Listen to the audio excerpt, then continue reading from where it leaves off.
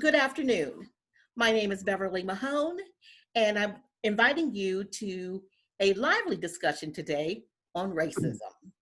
It's a conversation that is long overdue, and today my panelists will be discussing their views on questions that they have been provided in advance. The title of this podcast is called Silence is Not Golden. I chose this particular title because I remember when I was a little girl in school and there'd be somebody talking in the classroom while the teacher was talking. She would always say, "Silence is golden," to keep us quiet. And we thought that was a big deal. So we wanted to be golden, so we were quiet. But in this day and age, we can no longer be silent about the issues that we face. So that is why we are calling it Silence is Not Golden. So let's just introduce the panelists. Let's start out with Jeff. Jeff, would you introduce yourself? Hi, Jeff Green. I live in South Georgia. I teach at a small university, Georgia Southwestern State University in Americus, Georgia. I grew up in Southern Ohio, a little town called Albany. It's funny, I live near Albany, Georgia, and I grew up in Albany, Ohio, which is about 10 miles outside of Athens, where Ohio University is, and that's where I met Beverly. We were forensics team. That's right. All right, Lauren. Hi, my name is Lauren Paparone. I grew up in Poughkeepsie, New York, which is in the Hudson Valley, and in a very diverse small community. And now I live in Ocala, Florida, which has made the international news. I'm sure you've all heard about what's going on in Ocala. We can talk about that later. I think it's important to say, though, that I lived between those two places. I lived in Minnesota and North Carolina, actually, for most of my life, and that's where I met Beverly. Felicia? I needed to unmute myself. Hi, my name is Felicia Robinson. I think that the instructions were to introduce yourself. I live here in Durham, of course, and I'm from a town called Mount Olive. It's famous for two things. I would say the University of Mount Olive is actually came into more prominence with online learning in different campuses. But the most famous thing is the pickles. It's located on the corner of what they call Cucumber and Vine. And so it is a small town where it was about 50-50, and it was really interesting. We have four communities that went to one high school, but very small town. I actually grew up in a trailer park. I'm very proud of that because you learn a lot when you're in the grid of a trailer park, and a really nice trailer park, at least back then. Very nice community of people who come together even now. But coming to Durham and actually going to East Carolina and never being away from home until like 16 or 17 and learning it was actually a whole new world outside my community. So it's real interesting to see how other people lived versus how I lived. So I'm excited about being on this call today. All right, thanks, Felicia. Mitch? Unmute yourself, Mitch. Geez, I just had that going so well. Anyway, my name's Mitch Mitchell. I was a military kid, so I grew up in a bunch of different places, but I've been in Liverpool, New York, which is a suburb of Syracuse, for 45 years. All right, thanks, Mitch. Judy? Hey, Judy Z. Book, and I was born outside of Buffalo, New York, in a little town called East Aurora, which was anything but diverse. And now I live in Cary, North Carolina. In between, I did live in Washington, D.C., and also in Morocco and in Norfolk, Virginia. Okay, Judy, you have something covering the screen. Oh, there we go. My finger. Okay, very good. We want to see your face now. We don't want you to hide, okay? All right. Osha? So, that's short, long and short of it. And I met Bev in North Carolina. She is the person who got me to be in front of a camera for the first time and made it. I was terrified, but she made it so easy, and I didn't even realize what I was doing, and all of a sudden I was done. So, there we go. All right, Osha? Hello, I'm Osha Davidson, and I was born in New Jersey. And when I was a kid, we moved to Iowa. So really different places. And I grew up in Iowa, in Des Moines, Iowa, and went to school in Iowa City and lived there for many, many years. And then about 20 years ago, we moved down to Phoenix, Arizona, where I live now, which is obviously very different from either Morristown, New Jersey, or Des Moines, Iowa. All right, and I might add here, Felicia. Osha is the author of the book, The Best of Enemies, that covers the relationship between Atwater and the KKK member from, remember? From back in Yes. So And this is the Atwater and author. Ellis. So the book that they adapted into the movie you're talking about? Yes, Yeah. I wrote the Wow, book that's amazing. with the movie. I thought that would, you would want to know that since you live in Durham too. So, Yeah, okay. I met her on a couple times, and she was a force to be reckoned with, even when she was in a wheelchair. Yes, absolutely. She had a big presence, and it was just nice good. to know, just to even see her before, to see a living legend in Durham.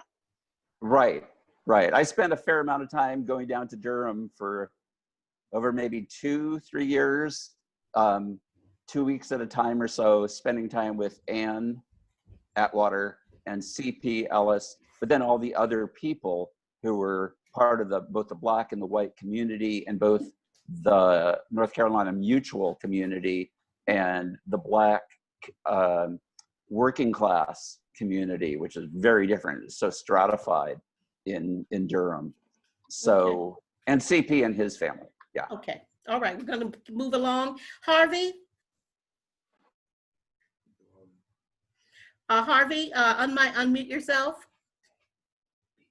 That's good, because I had to clear my throat anyhow. I was born 70 years ago in Englewood, New Jersey, and we lived for the first few years of at least my life in and around New York City, because my parents were from Brooklyn, and we moved around. My father was a veteran of World War II. It's a fairly typical story. But I grew up in Paramus, New Jersey, which I'll explain later was essentially an all-white community, because it was until around 1950, there really weren't any houses. It was all celery farms. And the developers all followed the racial guidelines, the expectations. In fact, the curious thing, which I'll come back to, has to do more with religion as opposed to race in that town. And then I stayed in New Jersey. I went to Rutgers University. I did a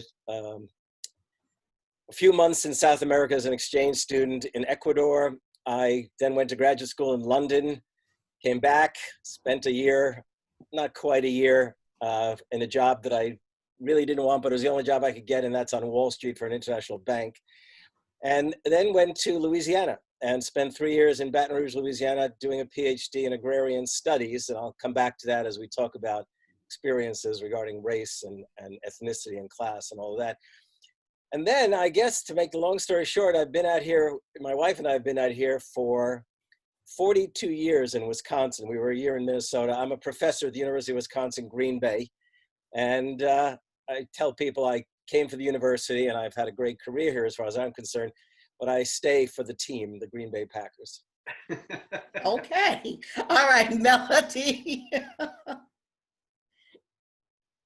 Hello, everyone. I am Melody Scarborough. I was born in Brooklyn, New York. I moved to Durham, North Carolina when I was 4, and that's where I am still living. And I'm now 48. So I've been here for 44 years. And it's interesting that I feel like I have a little bit of a connection with a lot of you all, because I have a job that used to allow me to travel. So I've actually been to Paramus, New Jersey, for a monetary visit there. And as far as Ann Atwater, she lived in a neighborhood where I have family that grew up. So I'm familiar with Ann Atwater from growing up in Durham. And I visited a lot of other places that have been mentioned here. So I'm very happy. This is my second time that Beverly has invited me, and I'm very happy to be a part of these discussions. Okay, great. Michael? Unmute yourself. Thank you. Okay, I'm Michael Hall, and I was born in Sierra Leone, Freetown, Sierra Leone. I grew up in Charlotte and Canton, Ohio, where I met Beverly. We went to high school together. And it's interesting to listen to everybody because I worked in Poughkeepsie for 3 summers. And I went to school in Baton Rouge. I went to Southern University, but I graduated from Tulane University in New Orleans. So, and I'm a retired project manager for HUD. Okay, great. And Anna, last but not least. Hi, I'm in Wilmington, North Carolina, but I was born in Pennsylvania, grew up in Texas, lived in New Orleans, Louisiana, Pleasanton, California, and now I'm here in Wilmington. And I do want to share a very quick story about Anna. Anna and I have actually known each other for many, many years. We met on an old networking site called Rise. Remember? Way back in the day, like early 2000s. We never, ever saw each other until this day right here, which is amazing. So I am so finally glad to be able to see you in person. And Harvey and I are on Twitter together. And I just reached out to him one day and said, hey, I needed some white males on the call. And I said, okay, would you mind doing it? I didn't phrase it that way. And he said, sure. So anyway, so that's how you all came together for this call. So thank you very much. All right, let's go ahead and jump right in because you all told me a little bit about your backgrounds and, how you got to where you are today.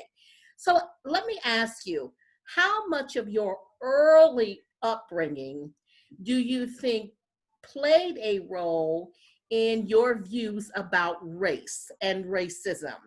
Did it have an impact at all? Were you conscious of it at an early age? Did anybody talk to you about racism? Were you just not around any other people other than your own little bubble community? So let's start with you, Mitch, because you're a military kid. So you're probably a lot more diverse than many of us. Yeah. Well, and I talked about this the first call that we did, but this is the third one, so y'all ain't probably seen this one. Heard this before. But at age 10, my dad went to Vietnam, and so we had to go and live with my grandmother. My mother, I'm an only child, and we were in the ghetto, Kansas City, Missouri. And so I went to this school where every kid in the school except one was Black, and he was Mexican, and they liked him way better than me because I had a totally different understanding of what life was supposed to be. And then after my dad came back from Vietnam, we moved to northern Maine, and suddenly I didn't feel like I fit in anymore because I now had this experience with, really poor people. And, even though military families aren't rich, you're living, pretty well considering. And so I just felt like I was missing something. And back then you could actually order books to be delivered to you. Y'all may remember, some of you could order the paperback books of different things.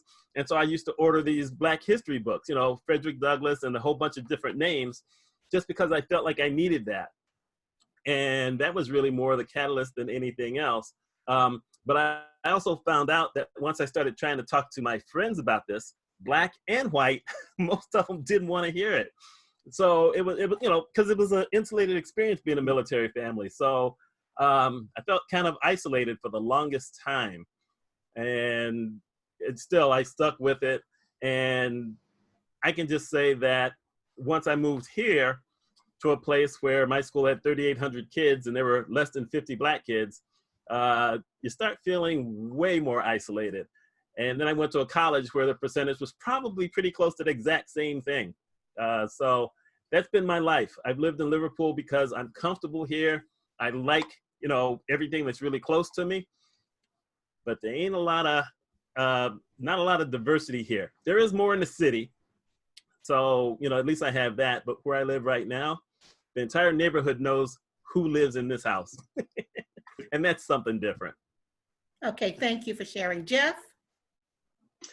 Oh, well, I grew up on a farm in Appalachia. There were no people of color in my school whatsoever as a kid growing up. and so I didn't have much interaction. I lived near Athens, and so it's not like I had never seen or encountered people that were different than me, but not in the community where I lived and where I grew up and while I was in school. Something just occurred to me that I haven't really thought about in a long, long time, but I think one of the first times that I encountered thinking about race and racism was when I was a freshman in high school. Our literature teacher, English teacher, had us read a book called Black Like Me. Are you familiar with that? And, you know, that I think the thinking about that book has changed considerably over the years. So that was in the late 60s, early 70s when he had us read that. But that, in some ways, was probably one of the first encounters I had with some kind of a structured educational experience that was around the issues of race and racism. Okay, thanks, Jeff. How about you, Lauren? I grew up in I call it a lower middle class kind of suburban neighborhood, which was, I'd say, mostly Protestant. So if you were Jewish or Black or Catholic, you were the oddballs. And we had, when I was growing up in elementary school, there was one Black boy in my class and one Black girl, not in my class, but in the school, the whole grade. Wow. And my first strange, and my best friend was Diane. She was my best friend. I remember, this is a weird story. I remember walking down the street with her one day and somebody yelled out, "Chocolate babies." Those were those little chocolate candies that, I'm older probably than most of you, but they were little chocolate, they looked like little chocolate babies back in the late 50s and early 60s. And me and my other girlfriend who were white kind of laughed, and Diane was crying, and we said, "What's the matter?" And she said, "Well, didn't you hear them say chocolate babies?" And I said, "Yeah, those are just little candies." And she said, "Well, that's why they were saying it, is because her skin was very dark." And that hit me. I guess I've always been a person that tries to put myself in other people's shoes, right? And we were friends. I was friends with her since elementary school all through high school. But the other weird thing was, I remember in 4th grade, people would say, "Diane, aren't you going to be friends with the other Black person in our school?" And she'd say, "Why?"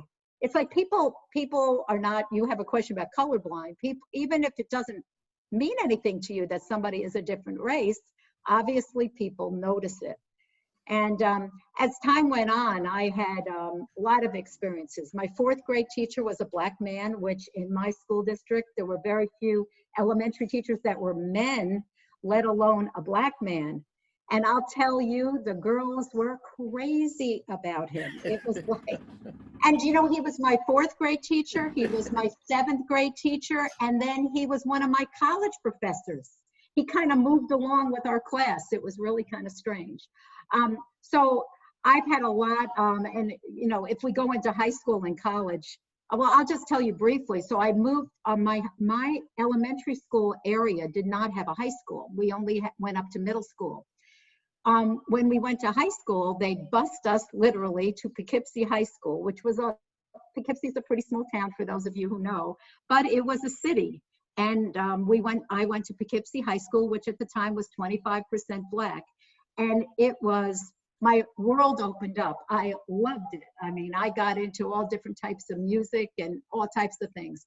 And I mean, I really used to say I was friends with everybody. I didn't really care, you know, what people were.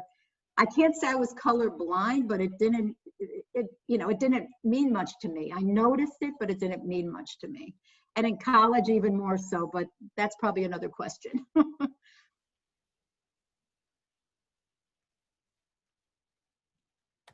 I had to unmute myself. Okay, Anna, we'll go to you next.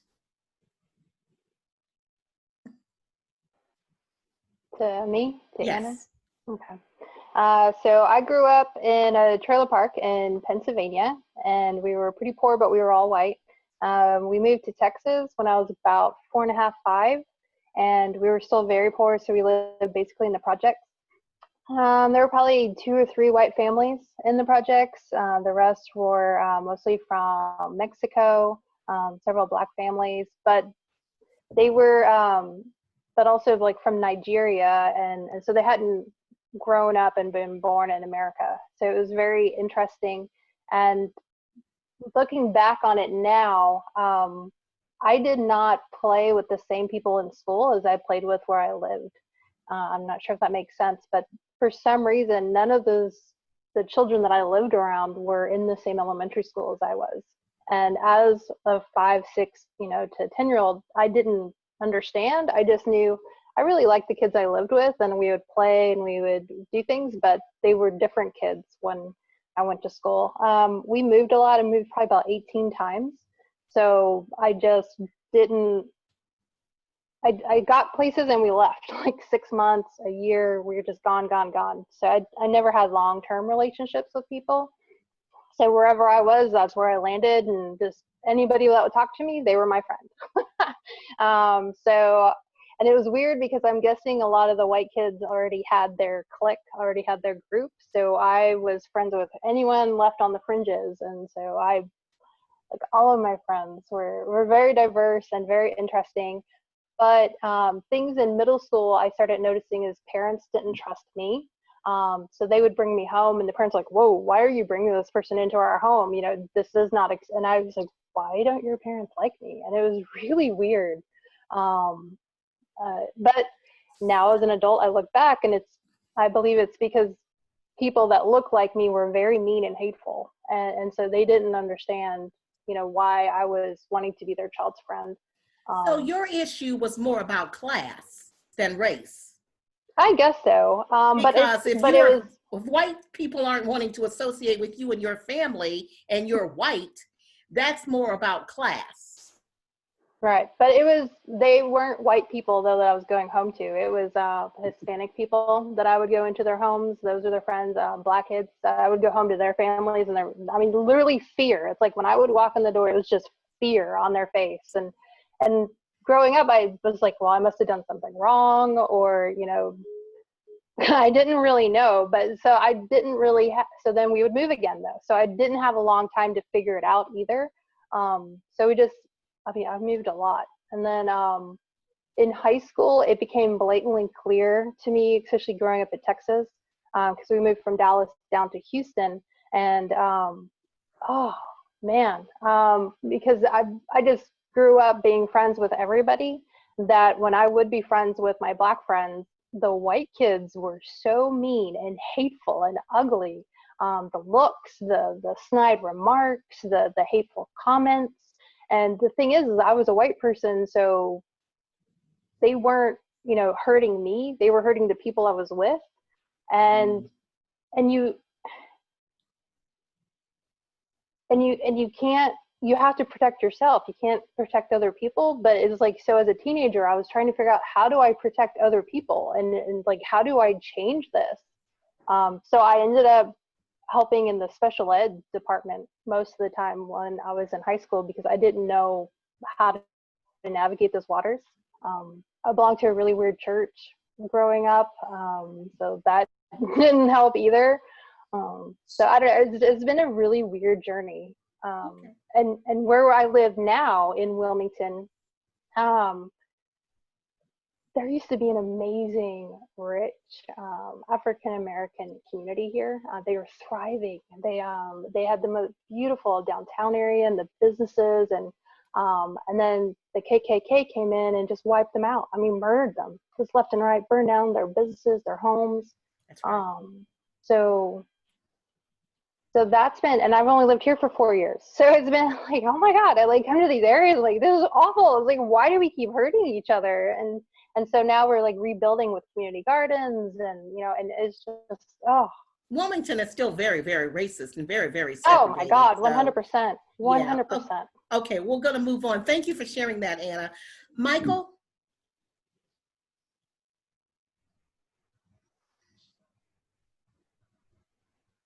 Okay, where I grew up, I felt it was, I was one of the first kids in my community to, well, not actually the first, but I was in the first wave of kids that actually integrated schools in the area that I grew up in.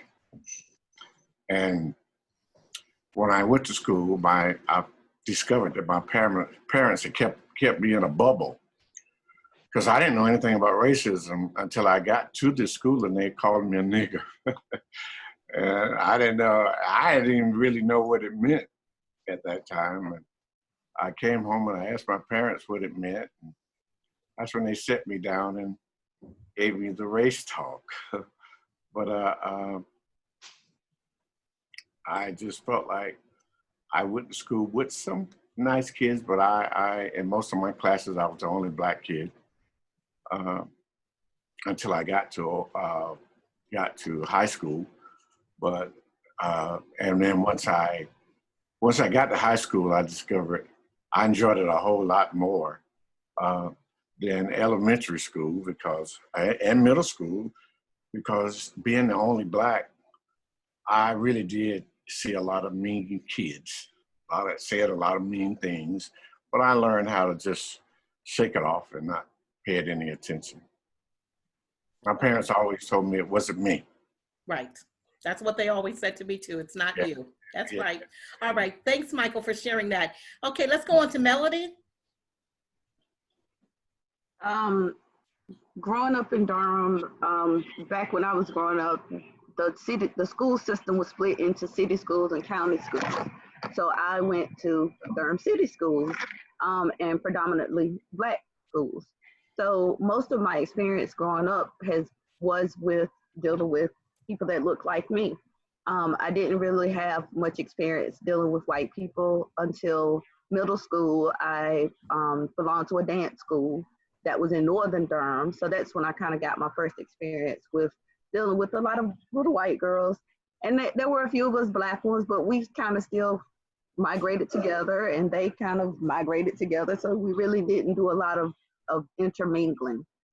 Most of my experience dealing with white people has been in the working world. Once I started working, because I went to an HBCU. So again, I was surrounded by mostly black people. There were a few white people in high school that I went to school with. One teacher, home ec teacher, she had 3 daughters and they all went to school with us. But I really didn't have any, and I still really haven't had any racial issues that I've experienced myself. But I just know that I'm black and I have 2 sons that are black, and that at any day or any time it could happen just because of the color of our skin. So, and I know people that have experienced negative things as far as racism. So that's kind of where I am. I'm kind of standing up for the people, and also just trying to get more of an understanding of what is the issue with black people and why we can't have a better understanding of each other and all live more peacefully. Because like I said on the last time, from what I read a lot of comments and things on social media, and from what I see from the comments, that what I call is evil white people, they're concerned about black people making them bow down to us and basically seeking revenge. And I said, you know, if there's anybody that you know who thinks that way, please tell them they're wasting their time, because that's not what we want. We just want to live peacefully and have some equality in this world. And I think it would be a less stressful place for all of us. So that's my spiel. Okay, thank you. Osha, let's go to you next. Okay, so I grew up mostly in Des Moines, and Des Moines, this was in the late 50s, early 60s. Des Moines is, you know, the stereotype of it is that it's very homogenous there. It's not exactly true. There is a black population. There's always been a black population there, but it's a heavily segregated city. But because it's the Midwest, people in Iowa tend to think of it as it's not a racist place, that's the South. So there are these myths that the Midwest has, the heartland. Anyway, I didn't have any black friends growing up. I didn't know any black people as a young kid. And I got to know some of my parents' friends who were Black. I knew them. And I think it was Anna. Yeah, Anna, you were talking about class as being, I mean, sounded like it was class that was the division for quite a bit of it for you. For me, it was religion. Being Jewish in Des Moines, Iowa in the early 60s was, I was the diverse one. I was the other. And it was nothing as large as being the difference between being Black and white in the way you were treated. But I always knew I wasn't part of the broader community. So it wasn't until high school that I started having some Black friends, but it was mostly in college that I moved to Iowa City, which is an international hub. So that was a completely different world from the one that I grew up in. But so no, I grew up in a white bubble, and even more a Jewish white bubble. Although most of my friends were not Jews, they were Christians of different varieties, and I was always fascinated by their culture. Seemed so exotic to me, and it's funny because I was the one that they saw me as being exotic, of course. Okay, thanks, Osha. Judy?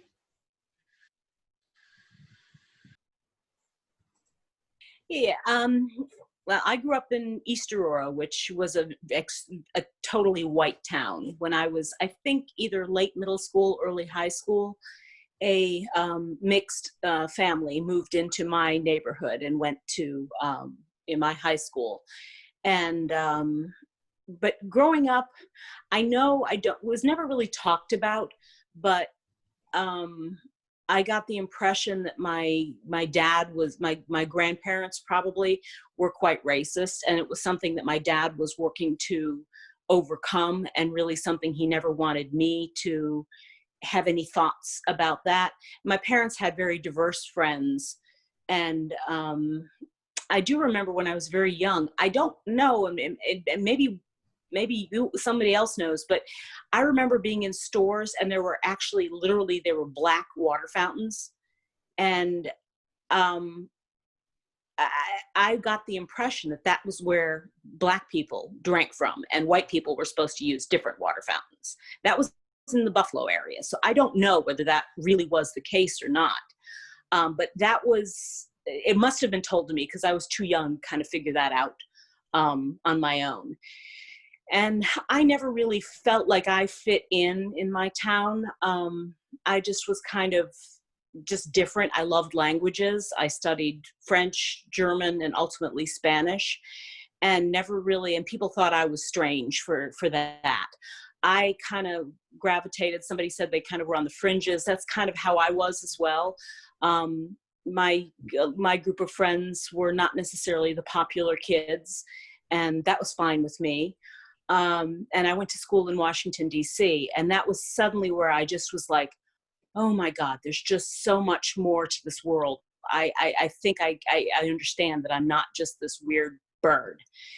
And I went to George Washington University, and there was quite a large Iranian population there at the time. And I would hear people, it was also quite heavily Jewish. And I remember a lot of the Jewish boys and girls referring to each other as Japs. And I'm like, you're not Asian. What are you talking about? Of course, it was Jewish American prince and princess, which it took me about a week to figure that all out. But they would start talking about the Iranians and how they smelled, and they wiped their bottoms with their hands and da-da-da. And my thought was, I got to get to know these people.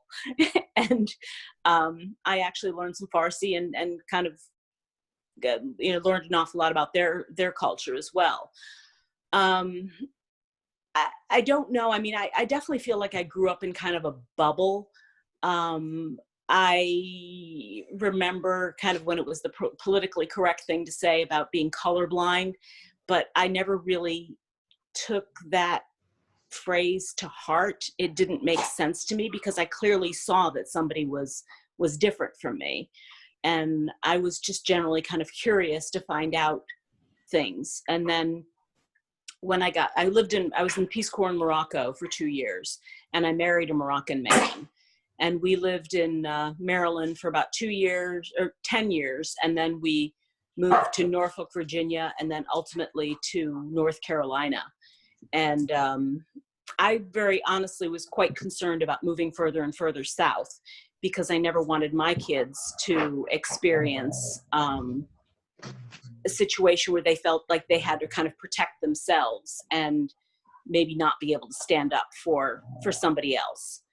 And then, I don't know, I mean, my daughters have always just had a very diverse group of friends. And I think I posted on Facebook about my oldest, or having a friend right around Western Boulevard in Raleigh. There, I don't know if it's still the case, but kids bust in from there, attended school at where they went to elementary school. And my oldest daughter's best friend was there. And at the Prestonwood Country Club, we got into a discussion of this. And the people that I was with were talking about how these kids were bringing the school down, and it was just frustrating. And I just basically had to say, well, my daughter's best friend is one of those kids, and that shut things up real quick.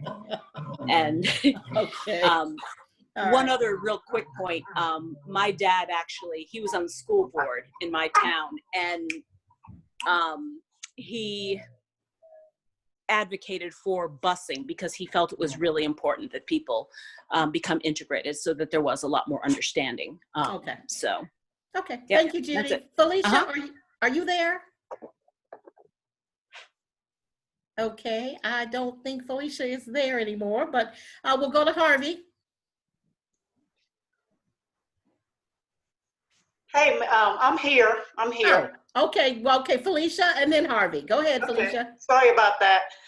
So for me, I mentioned a little bit about where I grew up, and everything, they tried real hard to make everything equal, which is really odd, because like, even thinking about having a black homecoming queen and a white homecoming queen, that sounds crazy to people now, but they've made everything very, very equal. I felt like I was friends with everyone because I was a student council nerd. So I was like the secretary of Speaker of the House, loved politics from the time I was a kid. But what I found really interesting in the bubble, kind of like the bubble I grew up in, because I only knew what I knew from the people I knew, is that now, you know, when you reconnect with these people on social media, you find out some of their views are very, most of the white people I went to high school with are very extreme radical right. I mean, they don't understand anything, and they don't even try.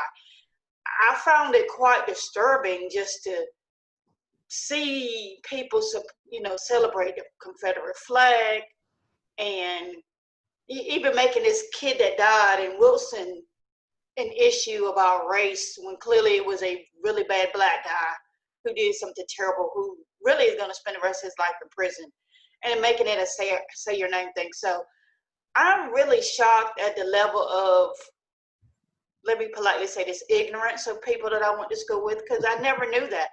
I was friends with, we had more of a divide with money versus race, I thought. The rich white kids versus the regular white kids. And they, to this day, they have that divide. But what I'm just shocked about is just the level of the lack of understanding. And what I'll say to that is the lack of wanting to understand. I find some white people want to come to the table and say, hey, let me hear your point of view. I find the people that I went to school with, they're not even interested. They believe what they want to believe. They don't care what you believe. And like I said, I've done 4 class reunions, so I know everybody. So I find it very difficult to understand why you're not even open to a different point of view. Well, let me just interject something here, because you said a couple of things that I'm going to take issue with. Number one, you said that, you know, when you were growing up, everything was equal. You had a black queen, a white queen. To me, that's not equal. I mean, why is it because a black person couldn't be elected by the whole student body? I don't know if I we had the same thing in college, which I didn't agree with, even though I won. I still didn't agree with. Well, I came in first runner-up, excuse me. And second of all, do you think it's because people who never leave their little bubble and their little community can't grow? Because if you don't know what else is out there in the world, how are you going to be able to have different opinions about different issues? So those people that you grew up with, my guess is they never left. And that's a lot of them did not. A lot of them are still there. And even the ones that got money are still there. So they still have a very narrow view of the world. Even the ones who went to Carolina State and all those schools, they went back after they graduated. Yes. So it's very interesting to know that people have not grown or not interested. Like, to me, it's one thing not to have left, but it's another thing not to listen to other people. Like, I had to learn, we didn't have a lot of Mexicans growing up where now it's, the county is full of them because of the type of work, the labor. People like, hey, they're taking our jobs. No, you're not working at the turkey factory. You're not working at the pickle factory. You're not out there in those fields. They are doing the work that we don't want to do. Let's just be honest about it. True. But they really believe that somebody's coming in and invading them. And then you have the leadership, current leadership in the White House, who feeds them stuff. I literally saw something about Pizzagate from one of my favorite white classmates. I hate to call it like that. She literally put something in on Pizzagate, and I literally almost lost my mind, because I am just shocked at the level of ignorance and the lack of understanding. And this is a girl who graduated from college, but they're not interested. And you can try to have that conversation. I've been blocked, and I've had to block people. I have been called a racist myself because I asked you to have an open conversation. But to your point, they we're are going to not. move on for time's sake, but thank you for sharing that, Felicia. Okay, Harvey, last but not least on this particular question. I'm on, okay, unmuted. First of all, I just want to say, so I don't know if any of you know, other than maybe Beverly, I've written a lot of books. I'm a historian, I'm a political writer. But so when I hear people from Poughkeepsie and actually East Aurora, I have to tell you that Poughkeepsie, one of my major claims to fame is my work on Franklin Roosevelt, okay? And obviously up the road is Hyde Park. But also, East Aurora, so you know about the Roycrofters? Yeah, I mean, yeah, my first, I mean, not my first book, but the book that sold the most is a book I did on Thomas Paine, and I retell the story of America by way of Thomas Paine's legacy. And there were Roycrofters and the printing presses that they operated and the commitments to sort of holding on to a legacy of Thomas Paine. So it's just great to hear where everybody's from, because I immediately have this image in my mind of some moment in the past. I grew up in a white town at Paramus, New Jersey at the time I was growing up. It really was the case that the town was really created sometime in the past, but it really became a town around 1950, when literally just real estate developers just built homes, typical post-war small homes, nothing grand, anything like that. Just about everybody's father was a World War II veteran, and it was all white. But the whiteness was like the diversity of whiteness. So, you know, most of my friends were Italian Catholic. There were also quite a few Jews. I mean, there were Irish Catholics, German Lutherans. I mean, it was very, very, very diverse on the white side of things, okay? But it also was the case that there were certain lines that people didn't cross. And in fact, I think I'll never forget, so when I was in high school, this girl, this pretty white girl, her parents would not let her go out with me because I was Jewish. Okay, which is kind of fascinating. The Italian Catholics didn't care. That was an amazing thing. You know, whatever they might have said about Jews, whatever Jews might have said about Italians, it didn't seem to matter generationally. But the other thing I want to point out is that in spite of the fact that we grew up in this white area, is that in neighborhoods, all the new developments, you knew that there was a certain street where more of the Jews lived, and then there were the streets where the Catholic kids lived, and then the streets where the Protestant kids lived. But that was not the consequence of the parents. That was the consequence of the rich developers who were building all of these tracts of home. Mm-hmm. The other thing I'm going to point out, and I think this really made an impact on me, is that despite the fact that there were no African-American kids that I would have befriended because they just weren't there, my parents were absolutely anti-racist. Okay, let's see. Anti-racist? No, anti-racist. In other words, they would not abide anyone who used racial slurs. They just wouldn't take it. Okay, and the other thing was that my grandfather on my mother's side was very close to the Brooklyn Dodgers. And this was the days of Jackie Robinson and Roy Campanella. And these are people who I got to meet and interact with whenever I was in Brooklyn. I was a kid, but these were part of the scene, so to speak. And then the other thing was that my uncle in World War II, my father, and both my father and my uncle served in the military in World War II and were veterans of the Battle of the Bulge, my father in the tanks, but my uncle was the captain of an all-black supply company in World War II. And as crazy as my uncle was in many ways, he just would not abide racism. And I'll never forget this one time. This is just a little story I got to tell you. So when I've been doing all this work, I wrote a book called The Fight for the Four Freedoms about FDR and the Greatest Generation and their legacy. And whenever one reads the story of World War II and the black companies versus the white companies, there's always the black companies, were supply companies and they didn't see combat. And I always remember to my uncle telling me, don't let anyone tell you that we didn't see combat. The supply companies were usually out ahead of the combat teams. So we were there before the guys who were in the infantry and the tanks even got there. We had plenty of fights to do. So yeah, so I grew up with this general sense about race as this, sort of this terrible divide in America, which I couldn't quite grasp. And then when I was in high school, and my uncle would take me on trips, on business trips. These were all baseball. He would combine baseball weekends and that. And, there were times we spent weekends with black mothers. And my uncle actually knew white and black women in every town. That's what I mean by and he always had a date wherever we went. And generally he was smart enough to date someone who would have a daughter of my age. So we'd always, it was just kind of natural, the interaction. Though at home, in the community, there was no one. But when I was in high school, I was really committed, in spite of the fact there was no black community, to civil rights. And there were nearby towns in northern New Jersey where African Americans lived, Teaneck, Englewood, and other places. In fact, the town I had been born in. And my first political act, I think I was 15, 16, was to march against Barry Goldwater when he came to speak. And this was a civil rights march. My parents were absolutely convinced I was going to up and go down south, as a freedom rider or something at some point. But, that was part of it. When I got to Rutgers as an undergraduate, what was interesting is the first upperclassmen at Rutgers was all men at the time, all boys at the time. The first one to sort of help me out and take me under his wing, sort of mentor me, was a black student.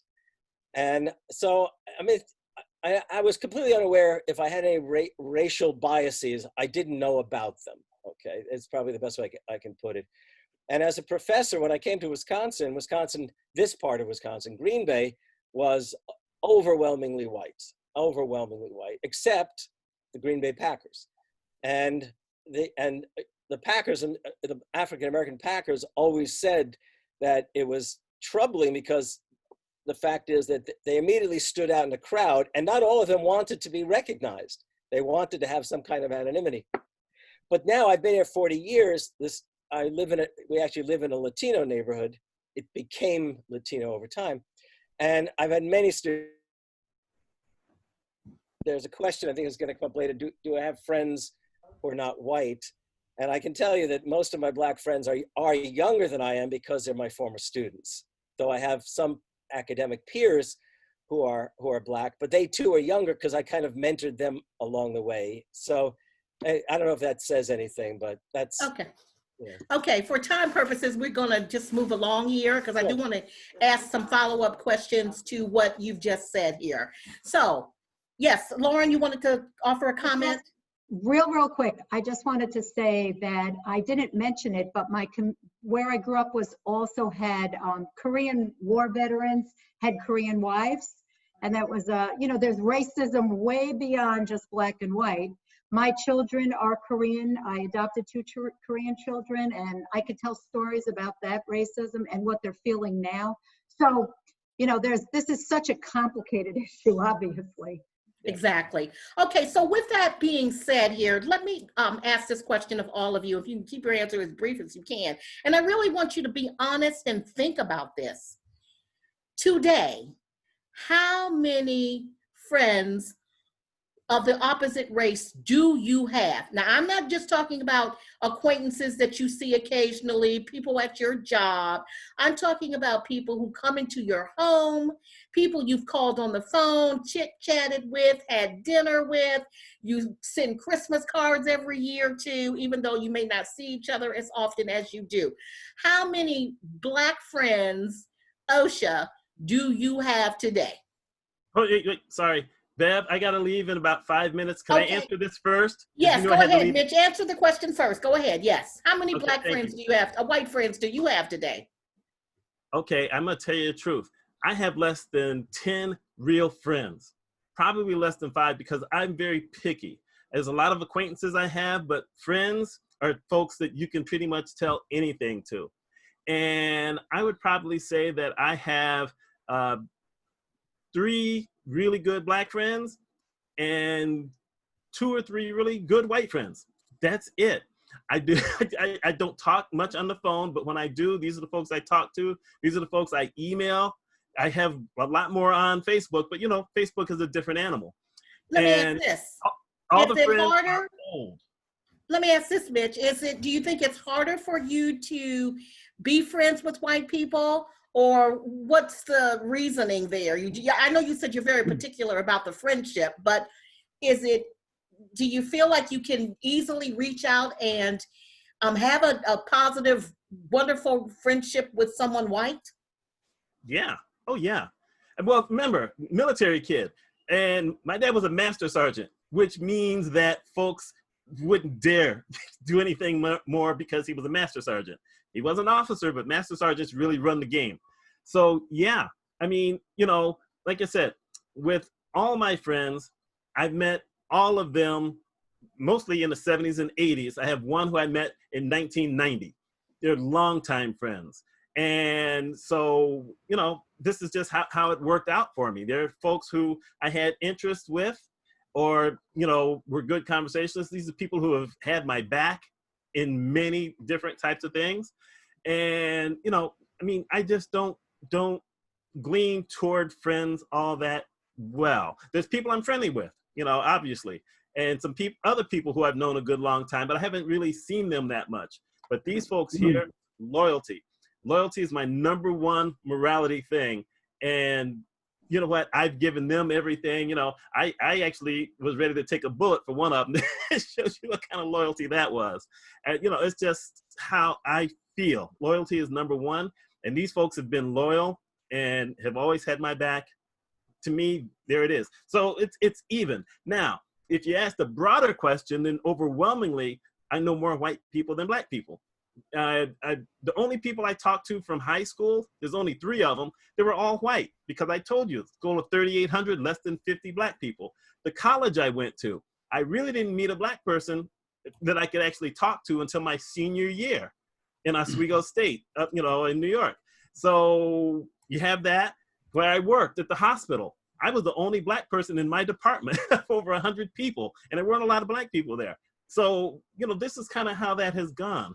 But those are work friends. Those aren't friends, and it's a different story. So, let me ask this one last question because I know you have to leave. Mm-hmm. So the white friends that you have, are you their token Black friend, or do you think that they're diverse and they have other Black friends? Or is that the kind of friends that they are? What That's do you actually think? funny. No, because with two of them, I am the token. and I mentioned that. You saw the video I did. You know, for two of them, I am the token Black friend. That, you know, I'm really the only one they know. But they understand my issues, and so they support that. The other one, she married a mixed race man. She dated mainly black men at the time. She I also think I know who dated you're like talking whatever. about. So, Yes. you know, I mean, but there you go. And the thing is, she's from a community where if I went up there, I would definitely easily stand out, have difficulties. So, you know, there you go. And so does your wife, do your white friends speak up for Blacks? Oh, yeah. Okay. Yes. Okay, great. Thank you, Mitch. I know you got to run. Thank you so much for your participation, and I'll hit you up on the next time. Thank you. All right. Y'all Thanks, take Mitch. care. And if you get a chance to pop back in, come on back in. You know you're welcome. Okay. All bye. right. All right. Now we're going to go on to you, Osha. How many Black friends do you have today? I mean, that are actually friends. Right. I feel kind of like Mitch. What he was saying resonates for me, that I don't have many close friends in Phoenix. People that I see all the time. For one thing, I'm a workaholic, and I'm just not a very social person. But I've got about an equal number. Well, it's multiracial.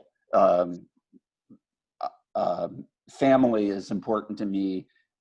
One of my son-in-law is Japanese American, and I'm close with him, and obviously my daughter and my grandkids, and I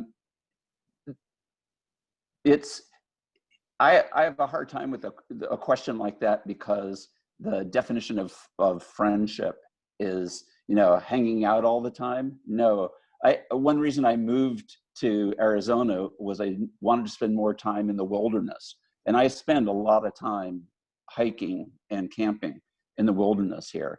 But the people who, when they've asked me for something like a really big thing, or when I need a really big thing, it's about equal in black and white. It's just, I don't socialize much. I'm not a social person. Okay, that's honest. All right, Jeff, how about you? Yeah, I've been thinking about the comments other people have been making, and I think in part because I work in the theater, and your life and your work and your life and your life are so much more intermeshed in the nature of the work that I do. And I also came up at a time when there was a real, you used the word colorblind, and there was a real effort to incorporate colorblind casting into shows and stuff that you were part of, that I was part of, that I feel I have quite an extensive network of African-American friends and associates that I work with both. And it's not as much of a distinction to me, because when you work in a show, you're a family, you're part of the family, the cast, and that's just part of the nature. You become very, very close to people, and you share intimate things in ways that most people in their everyday lives don't do that. It's just the nature of the work. You open yourself up in emotional ways as a nature of the work too.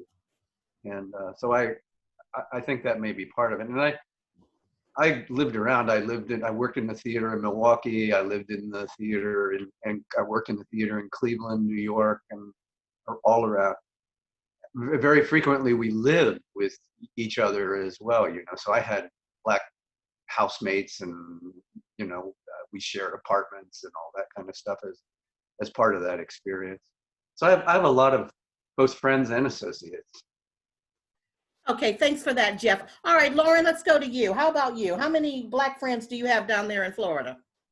Oh, down here, I have no friends. I mean, I wouldn't call them friends. I'm a lot like Mitch in that way. As I've gotten older, well, actually, my mother had Alzheimer's, so I took care of her for a couple of years. That's why, Bev, I haven't seen you in so long. and I had no life.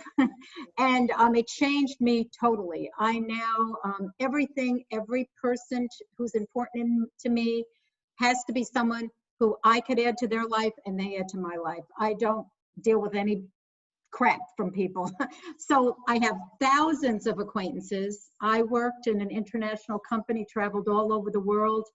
I have very good friends in India. I have very good friends in Asia, very good friends in South America, all over the world. And they're people, I consider those people friends. So when you said friends coming over to your house, I don't have that luxury.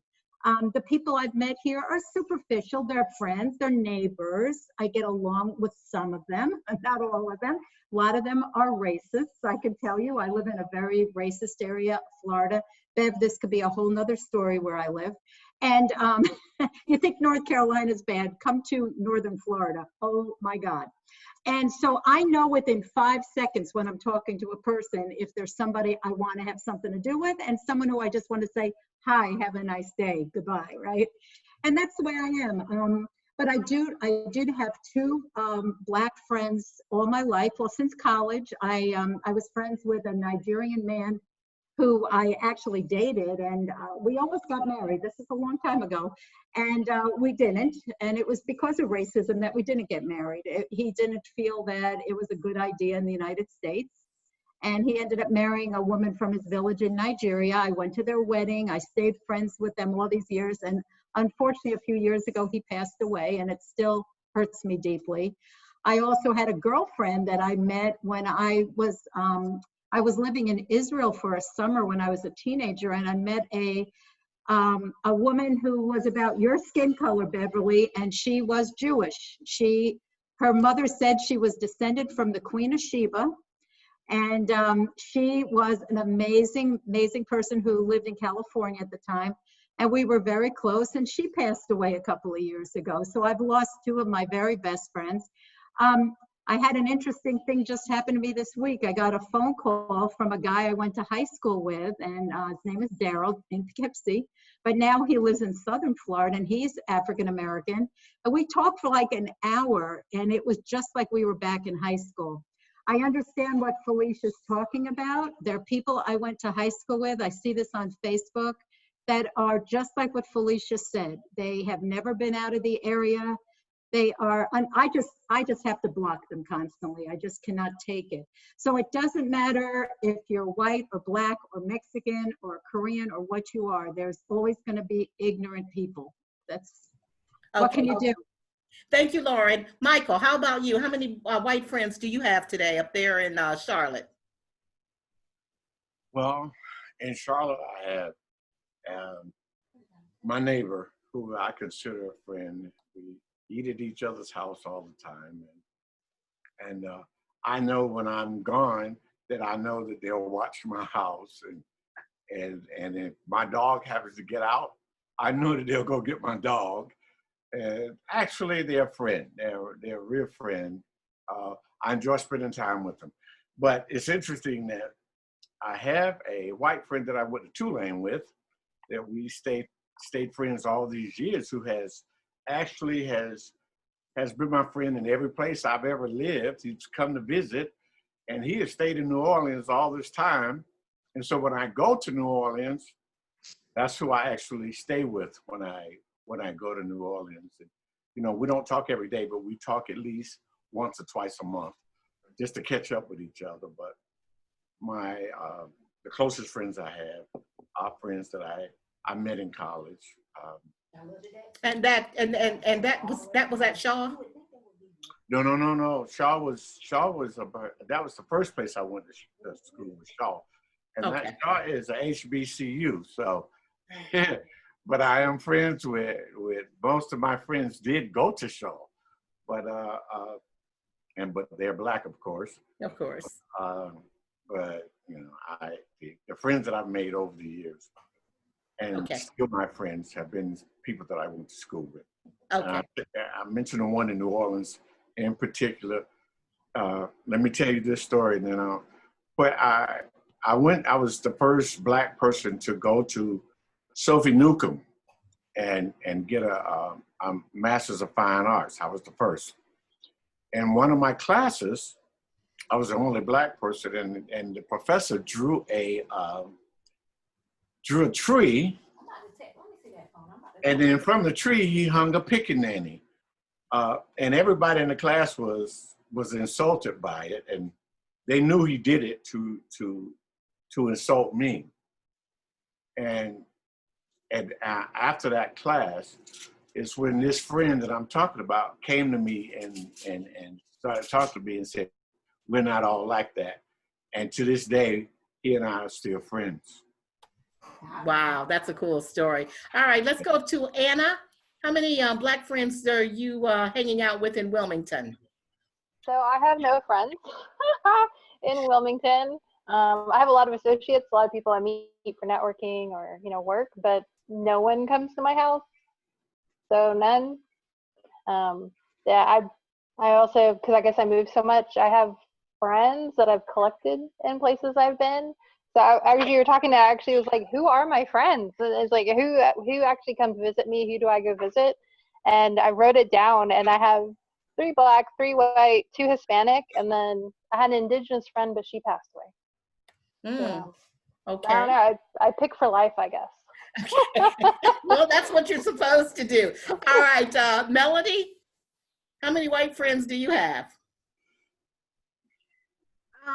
I've been thinking about this question, and to fit the description that you gave, I would say none.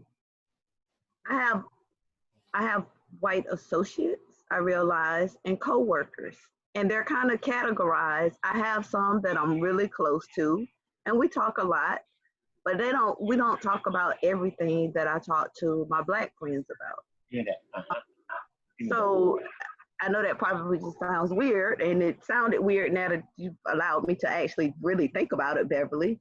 But yes, I have lots of white associates and coworkers, but to fit the description of friend, I don't have any. Okay.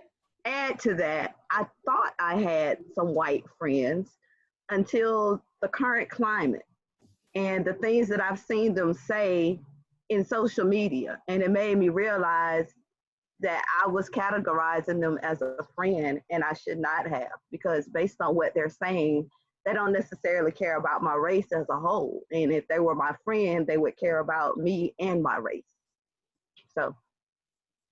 I got you. Okay, Harvey, how many do you have?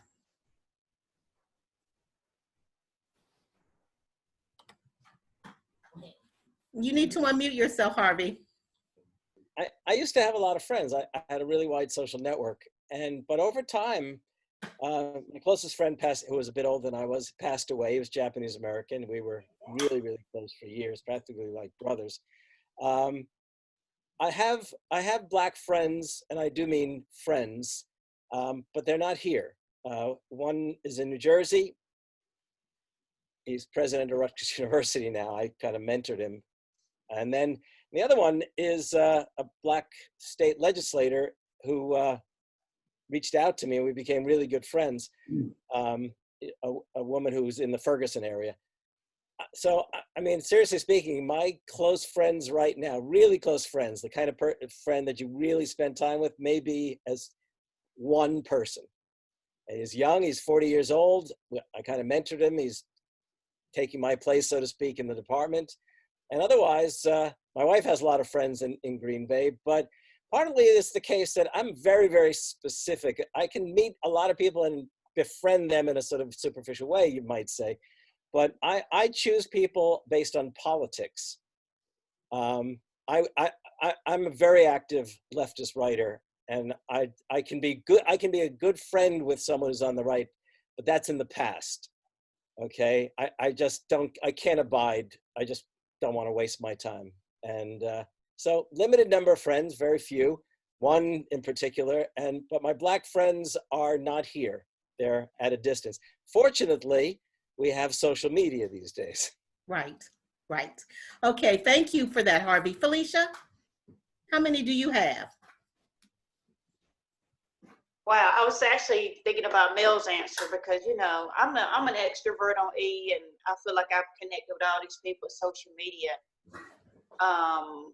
But when it really came down to it, and I didn't mention how I met Beverly real quick at the TV station in around what 2004 to 2000 to 2005. So that was my connection. So within that connection of WTBD, I had two white friends. I was young. I was a sales rep. And I went out one day and I was doing really well. They didn't give me anything. I had to go get it. As we know, we have to work. We say in our community, we have to work twice as hard. So one of the white coworkers that I thought was a friend decided to get drunk, stand on a table and tell me how I didn't deserve to make the money I made. Mind you, she had more accounts, but I had to go out and get my accounts. My percentage was higher for the accounts that I had to go get. So that was shocking to me to see somebody get drunk and tell me I wasn't worthy of being in the room. Black people experience it every day. That's a whole nother conversation. But within that group of being at that TV station, I had two friends that I met. They're friends to this day. So I'm going to say two friends, because those were people, like you said, I engaged with. They've been in my home. I've been in their home. I know a lot of white people. But do I go to your home? Have you kept my key? Have I cried? That's a friend. One of those white people, our friendship is being really tested now because she's far right, conservative, went to Bob Jones, if that tell you anything about her.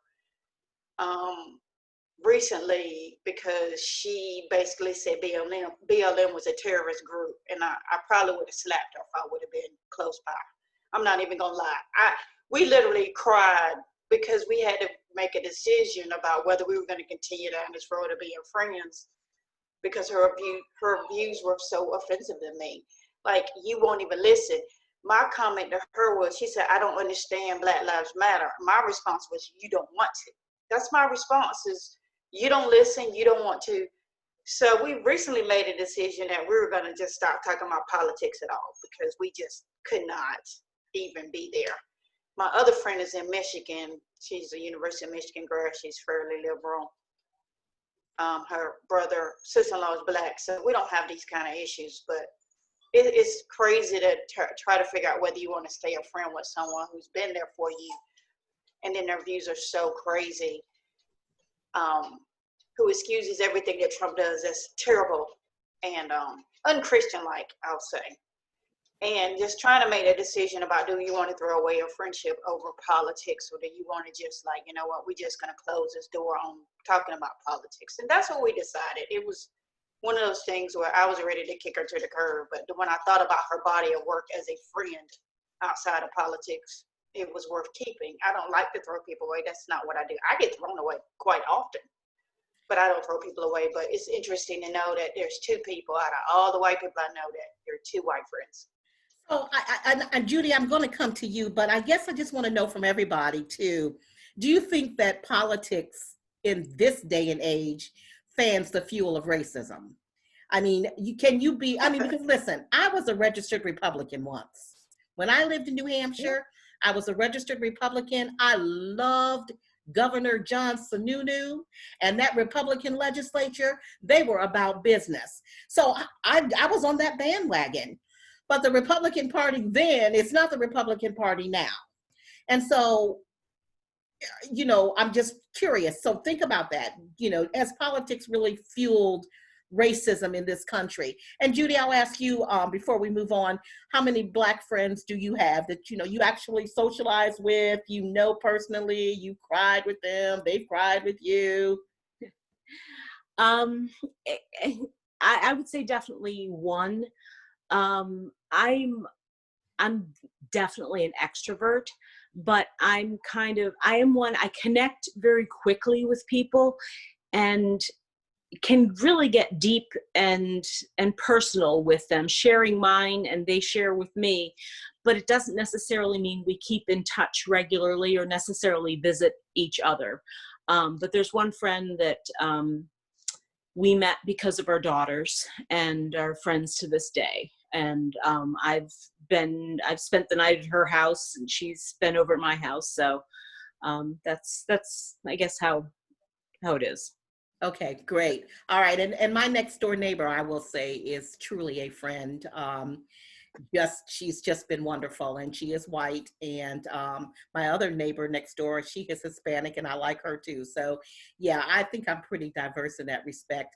I don't have a lot of friends, as you all have said, but I do have some really good white friends that I know that if I called on them and I needed them, I believe honestly in my heart of hearts that they would be there for me. So, okay, so we talked about this whole thing about racism and politics.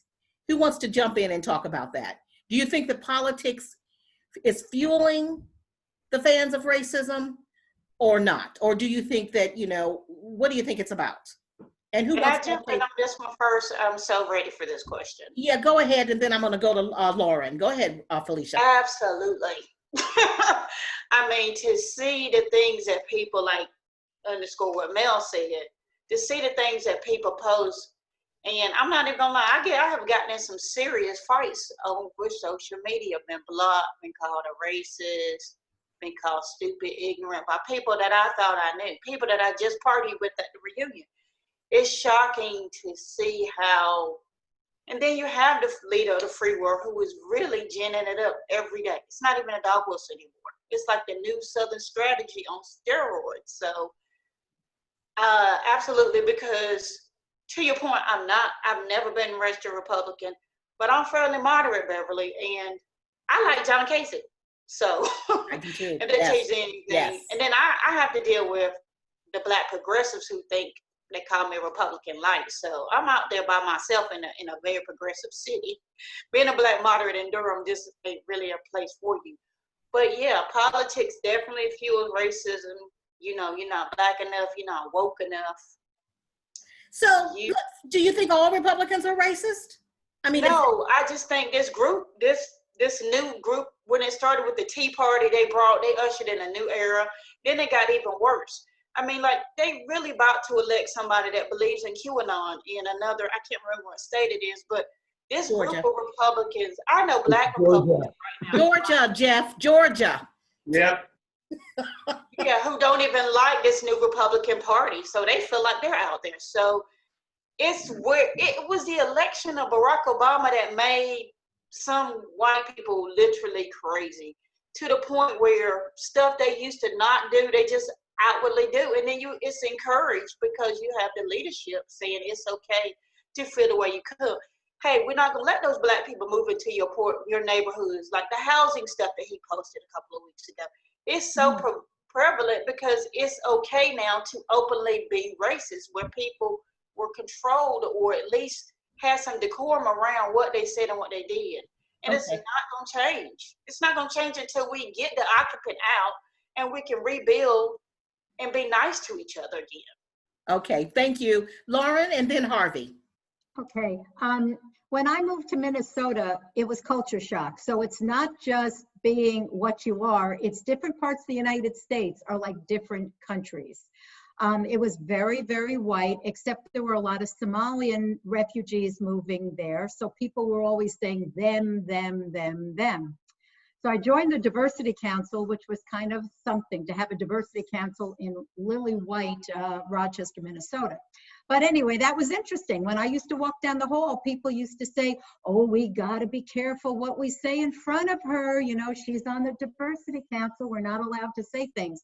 And I found out through training, I worked for IBM. So I gotta say IBM had good diversity policies.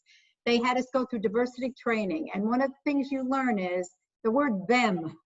When people say they, when they say them, that is a separation term. And it's been used by the Nazis. It's been used by every dictator, the left, the right, whatever you want to say. So when I hear the amount of time that when you watch television, the amount of time you hear people saying, they do this, they do that, that is something that is just flaming. It's just inflaming people to be fighting against each other. It emboldens people. People have this group think, right?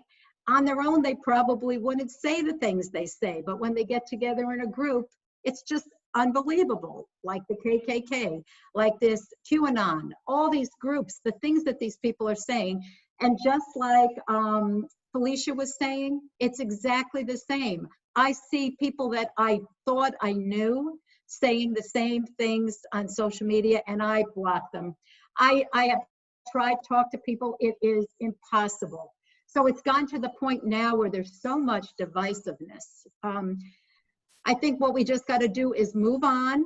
We as a group, as the fringe groups, I'm a member of Indivisible. I'm very active in Indivisible, where I'm doing whatever it can take to change, to make change and get these people out of office. And So let me ask this question. So is this divisiveness that you're talking about, is this based on race, or is it based on politics? Or is it a combination of the two, in your opinion? Very briefly. it's a combination. It's definitely a combination. It's not just race, but obviously it's very much race too. Okay. Yeah. Okay, great. All right, Harvey? I'm gonna be very blunt about it, and I can tell you that, yeah, I think Republicans are racists. And I say that I don't know all Republicans, but the Republican Party and their representatives in Congress are as racist as you can get right now. And keep in mind, Donald Trump is the vulgar character who has the pulpit, the bully pulpit. But those Republicans have sustained him in office. They love what he's about. They are driving inequality. Look, by the way, the Democrats have a lot to account for. Yes. And I think that the divide that we've seen is a consequence of the fact that for 40 years, the Democrats basically did nothing except try to become Republicans. So frankly, I live in Wisconsin, where Trump won because of Pennsylvania, Michigan, and Wisconsin. And I can tell you that when people voted here, and when the white working people of this state, whether they were rural or urban, when they voted, they did not vote on race, okay? Because they previously voted for Obama. They voted because they thought the Democrats had screwed them for 40 years. And they hated the Clintons.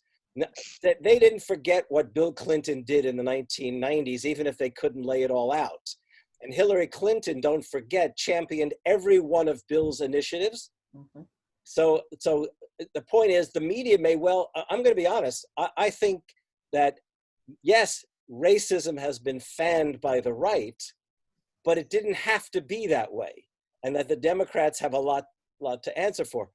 And I can also say that as ugly as the situation has become, I mean, what happened that time in Charlottesville, Virginia, that literally defined the Trump presidency.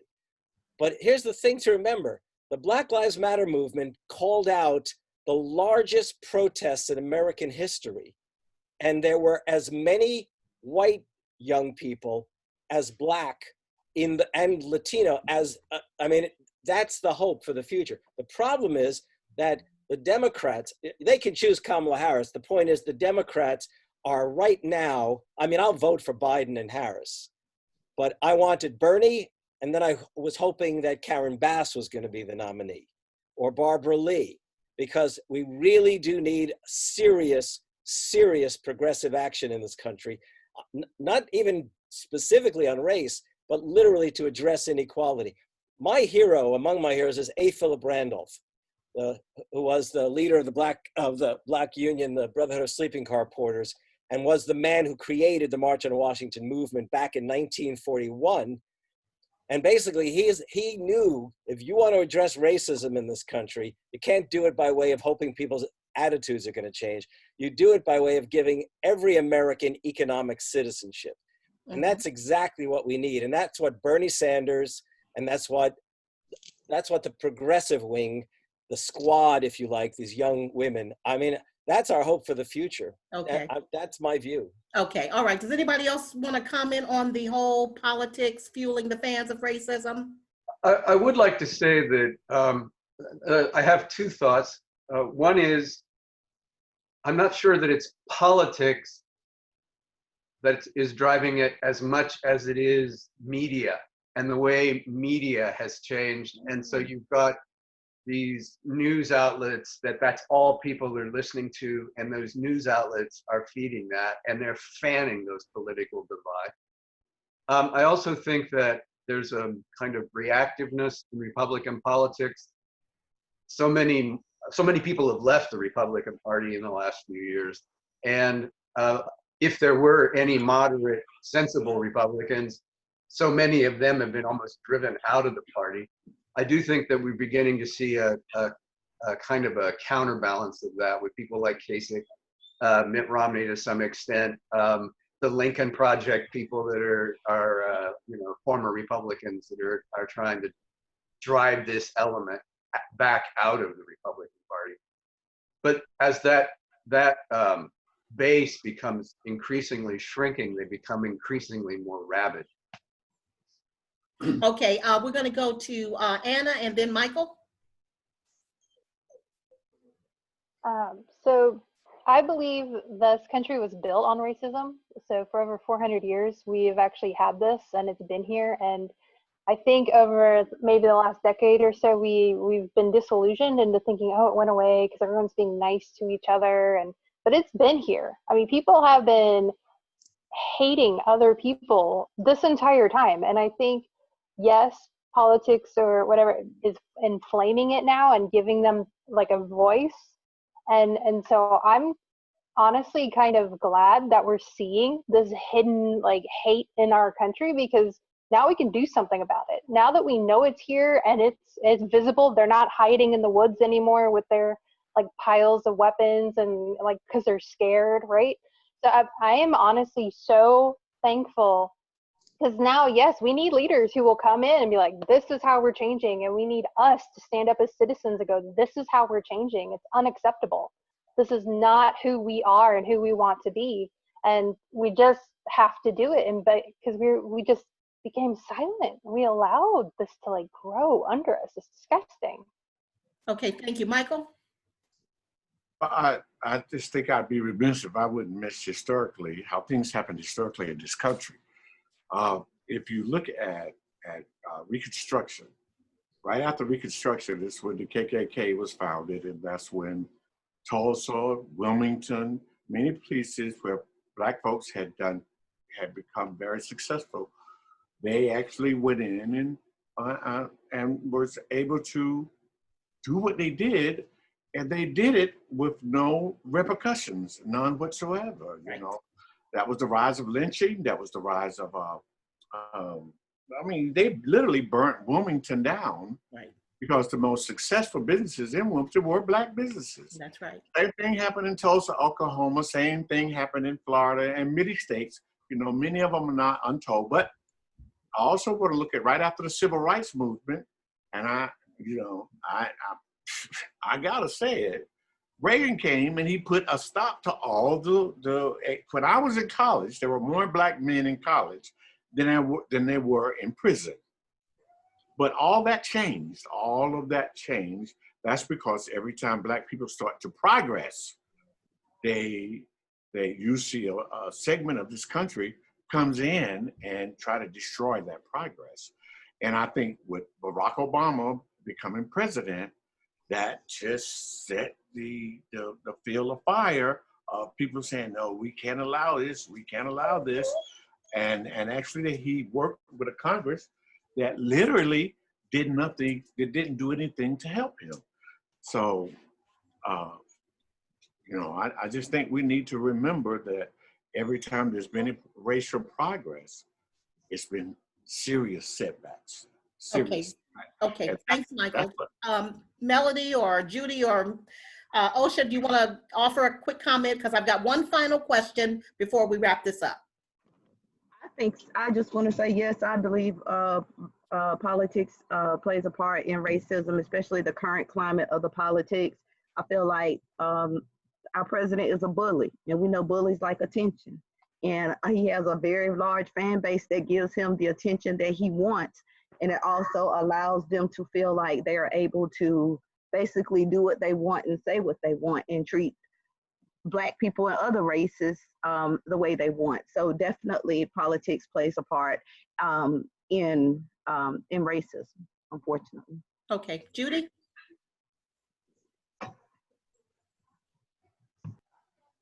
There we go. I very much agree with what Anna said. It's very frightening to me, but it's also, in a way, just a good release to see the mask kind of taken off so that we can really deal with things head on. I think politics, and I think there's a lot of people hiding behind the politics, hiding behind their Christianity. which is, it's total crap. But the mask is off, and I'm very grateful for that.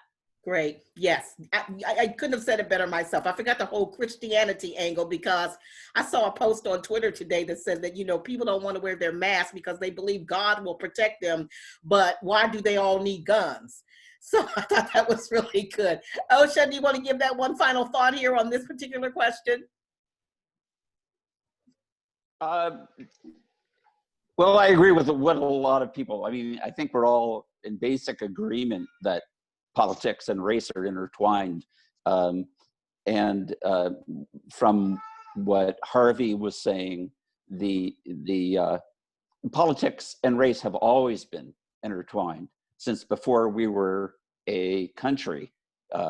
This nation was founded on slavery, and the political side of that has always been there. I go back and forth with this idea that, I'm glad that the masks are off, that it's out in the open. Well, I have mixed feelings about that, because was it a good thing when the masks of anti-Semitism were off in 1938 and 1939 in Germany? No. It depends on our reaction to seeing these things. And Hitler rose to power through using this, and the masks were taken off, and that led to the mass murder of millions. So I don't want masks to be there. I want us to actually deal with the fundamental problems, which I think we all agree with that. As Bev knows, I do a podcast now on the issue of reparations and the essential for slavery and its legacy. So the essential idea there is, if we just address economic inequalities across the board, that won't take care of the black-white wealth gap that has existed from time eternal. And we do need to take care of that, because that's one of the most divisive issues in this country, one of the worst problems, and that's a race that needs race-based policies, and so that needs politics. Politics are also the solution to some of these things, because being nice to people isn't going to help things. It isn't about being nice. It's about institutional racism and changing that. Okay. All right. Thank you. Melody, you wanted to jump in and say one more thing? I just have a quick question, and this is probably something for the next discussion or future discussion. And so, since there are some people here on media, this is kind of a debate that I've gotten in even with my oldest son, who is only 15 years old. But he says the same thing, that the media has a lot to do with it. And I say, but the media is just reporting what's happening. So maybe it's just what's going on in the world. And maybe if we give the media something different to talk about, then they wouldn't report on that stuff, because there will be something different for them to talk about. But to me, I feel like the media is just reporting what's going on in the world. And if we want it to be better, we got to make a change. Well, okay, so this might be a question that we really will need to go into great detail with on another call, because I'm going to say that I agree with Jeff. I do believe that the media is a major instigator in this. As a journalist, I know that we can spin a story. I know that we can present it the way that we want to. I know that polls aren't always as accurate as they try to tell us. If 90% of the people say that they oppose Donald Trump and only 100 people have been polled, that says nothing. So there's a lot of things that the media does on the left and on the right that instigates and fuels already the emotions of what people are feeling. And I've gotten to the point now where I just have to turn off the TV because I can't deal with it anymore. So I love your question, Melody, and I am going to put it down for a future call. We may just make that the whole discussion for the next call. But I do want to ask this one last question, because time is wrapping up. And the question is, now that was the very first question I asked you. Ralph Waldo Emerson is quoted as saying, "America means opportunity, freedom, and power. What 3 words would you use to describe what America means to you personally, not to, your race, your people, your family? What does it mean to you? What does America mean to you? And we'll start with Anna.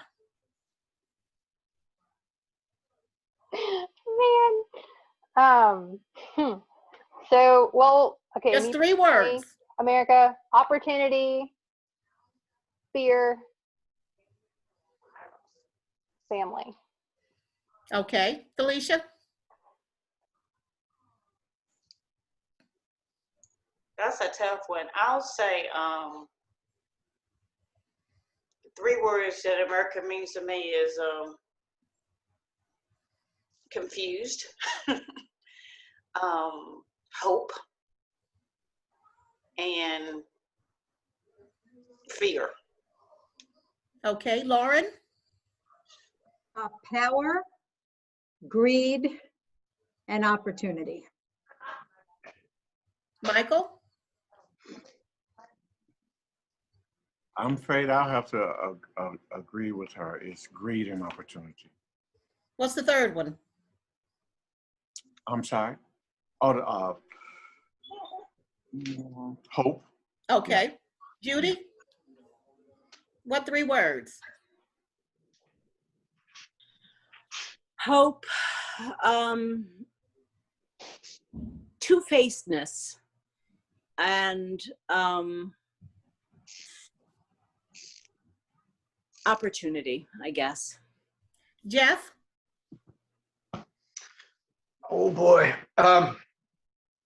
What immediately comes to mind is life, liberty, and the pursuit of happiness. And that may seem a little Pollyannish, but I think over the long history, there is still a track record of things getting better.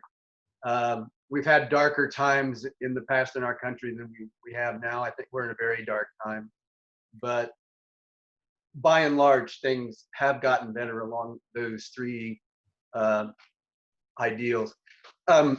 Our other panelist, who is the expert on FDR, may know this better than me, but I know I teach Cradle Will Rock, the play, and that's set in the era of the Depression. And there was a slogan about looking to the future with hope and high vision. So that's 2, hope and high vision.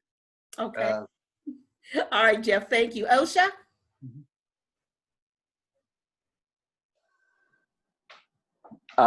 My 3 words were, I'm sorry, Bev. I don't have 3 words to describe America. I just wasn't able to do it. I thought about it. What it means to you, you don't, what, I mean, so what, you don't have any thoughts about what it means to you? I have a lot of thoughts about it, but not that I can pare down to 3 words right now. So I apologize. That's okay. That's quite all right. Harvey? Yeah, I might well have said, in fact, originally I thought I would say life, liberty, and the pursuit of happiness. But I actually think the 3 words, and I have to explain it, are freedom, equality, and democracy. And the reason I say that is that my work in history has taught me that if you actually look over the course of 200 to 300 years, there's been a persistent struggle. And I think this country is an experience of struggle. Whereas Martin Luther King once said, America is about the right to fight. And I think that the 3 themes that have guided those struggles are freedom, equality, and democracy. Okay, very good. Okay, well, listen. Hey, you don't want to know my 3? Oh, I'm sorry. I thought, I'm sorry, Melody. Yes, girl, I want to know your 3. Yes. Even though they might sound a little depressing, but fear, chaos, and diversity. Okay, I like that. And it's interesting. No one said privilege. I heard the opportunity there, but I didn't hear the privilege. And that's something that you, Harvey, you, Osha, you, Anna, you, Judy, you, Jeff, Lauren, you all have that. You have that privilege when you walk out your door. You have that privilege when you go anywhere. And that's something that no one can take from you because it is a given. No matter what your upbringing was, just by the mere color of your skin, you have the privilege. So Yeah. Except being a woman doesn't give us the exact same privilege. That is true too. That is very true. So there is white male privilege, which ranks way up at the top. Then it's that white female privilege, and then it's debatable. I guess it's black female privilege, and then black male privilege, depending on how you look at it. I have to say something. I'm sorry.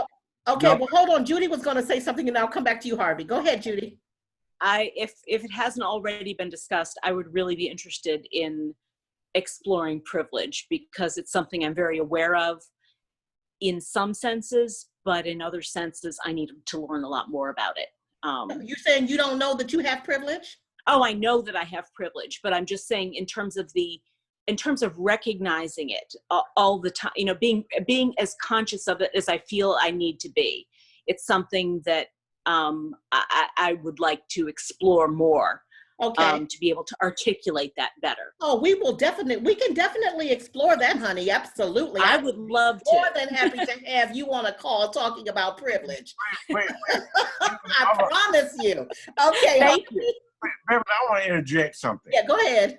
You said on the socioeconomic totem pole, I just want you to know that the black male is the lowest thing on the totem pole. I did say that, didn't I? No, you didn't. I said, but we are the lowest. No, thing. I did say it. I said it's white males, white females, black females, and then black men. Oh, okay. Oh, no. Black men ahead of black women? Oh, no. No. I said black women ahead of black men. I don't agree. Oh, you don't agree? I don't. Yeah. Because, I mean, we can't get Breonna Taylor's attention, but we got all these other black men who we're talking about. So I think we're at the bottom. Well, Felicia, in the workplace, though, what I saw was so many black women with PhDs that were doing very well, and I didn't see as many black men doing as well. So I do agree with Beverly on that. Yeah. Okay, go ahead, Harvey. Yeah, I'm going to say this only about the way you put it when we walk out the door of our home. That's the way you described it, and I think the word privilege is wrong for what you want to describe. I think it has something to do with comfort, actually, because the question of privilege is I'm going to explain this. We can take it up another time. My biggest concern is that we generally grab hold of words. And if we hope to make any kind of political change, it's often the case that the words don't serve the purpose we hope they'll serve. And I'll give you another example. Defund the police is a disastrous motto. And that was created by the media. So Okay. yes, I totally agree with you. Demilitarize the police for a start, okay? Demilitarize the police. Correct. Beverly, that was not created by the police. By the media. That was a group of people that decided to put that to the media. I'm not going to blame the media for that. Well, all I'm telling you is that I didn't see it in a protest until I heard it on the media. Now, maybe the media got it from the protest, but that's how it came to me. So you're probably right, because I guess they got it from somewhere. It was some politicians who said it. They're the ones who started it. It's a very poor choice of words. I agree, Harvey. Yeah, and I'll just mention, one of the things that always fascinated me, and I'm not look, this is a country with a history of exploitation, oppression, tragedy, and irony. I'm not denying any of that. But it's interesting that there's no question about what African Americans have had to endure, most especially down south. And yes, I'm a Yankee, but I'm going to say that I lived in the South, and what I saw in the South was far worse than what I saw in the North. But it is the case that, the question of poll taxes and literacy requirements, in some states, more whites were disfranchised than blacks. And what's interesting about it is that that's exactly the way they wanted it. So that the question of white privilege, if you tell a poor white in the South, a guy who's got white privilege, you're gonna get anywhere, okay? So not you, but we're not gonna get anywhere. I just think the word privilege begins with an accusation, which is a universal accusation. I don't think it gets anywhere. And I think we really do need to figure out how to speak in such a way so that we create solidarities, because that's the thing that's seriously missing right now. And the closest thing we've seen to it are the young African-American, Latino, and white kids who are out on the street protesting. And Bev, I just want to say real real quick, that's why I chose the word power. To me, power is privilege due to your wealth. You know, the robber barons, all those people had power. And people now, I mean, there are Black people that are very powerful people. I mean, the word privilege, if you're talking to a person in Appalachia, they're not going to think they're very privileged because they have no power. Melody? I grew up in Appalachia, so there is a bit of that there among my less educated and less well-off people that I grew up with. Yeah, I worked in West Virginia for a while, so I understand. Those elements of privilege, I have the privilege of navigating those communities which other people could not, and I can kind of go there and be undercover. And in a lot of ways, I can track my friends who are 3%ers, or friends, the people that I grew up with. But privilege, the dynamics of it have to do with money, wealth, and education is a privilege too. And those two things grant you a degree of privilege. Melody? I was gonna say, I just feel like this is probably more for another discussion, because I think we have a different definition of privilege. What I hear you all saying is privilege is kind of different from what we feel is privilege. And Harvey, actually, what you just said about a homeless white guy feeling like he has privilege, if you ask him that, it's interesting to hear that he may not feel that, because there are Black people that feel like a homeless white man has more privilege than a Black man with a PhD. So it's just kind of how we feel, how we interpret privilege, and what we feel that privilege is, because that's a real thought of Black people, that a homeless white person gets more privilege and can get further along than a Black person with a PhD degree. And I will definitely second that. That is true. That is how we feel. I really want to explore the whole subject of privilege, because, as you know, one of the questions I said was, there is no white privilege, there's only American privilege. Did you agree with that? So if you all will be agreeable, I'd like to have this same group come back again for a future call so we can just talk about privilege. Can I say one last thing? I'm sorry. It's kind of jumping around, but I feel like this is like a public service announcement that I like to try to make when it comes to this whole Black Lives Matter. We all agree that positive affirmations are things that we like to do, and they are good for us. To me, and I hope that I'm speaking for Black people. For Black people, Black Lives Matters has nothing to do with a movement. We're saying it because we're Black and we feel like we matter.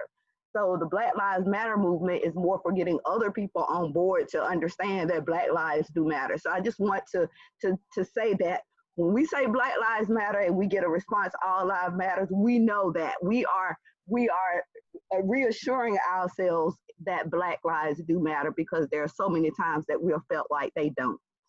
So I just want to. I totally agree with you, Melody, about that. I've never, ever thought of it as meaning something different than all lives matter. That's, to me, ridiculous. Well, I think the Secretary, Secretary Barr said that he thought it was a terrorist group. Oh, God. So, yeah. Okay, Osha, before we sign out of here, you want to promote your podcast? You know I do. And I just finished an episode, this morning. I just finished getting the transcript up. It's the podcast is called The American Project, and season 1 is devoted to the issue of reparations. And I just put up episode 9, which is about universities and dealing with American universities dealing with their history deeply rooted in racism. And so Georgetown and Brown and how they've been dealing with it, and interviewing Rachel Swarns, who was the New York Times reporter who broke that story at Georgetown. So it's on Google Play, it's on iTunes, it's wherever you listen to podcasts. And the transcript is just, the full transcript with historical documents and photos is just at the website, which is theamericanproject.org. So Okay, thank you yes. for allowing me to use that plug. What I will do is when I send out the link for the call, the Zoom call, I will also send out the link to his podcast as well. And I also retweeted on Twitter too. So I know, Michael, I you are appreciate it. connected on Twitter, so you'll probably see those tweets going around, and Anna and Osha and Harvey. Okay, Harvey, you got anything you want to promote? Some new book you're writing? No, I'll stay away from commerce right now.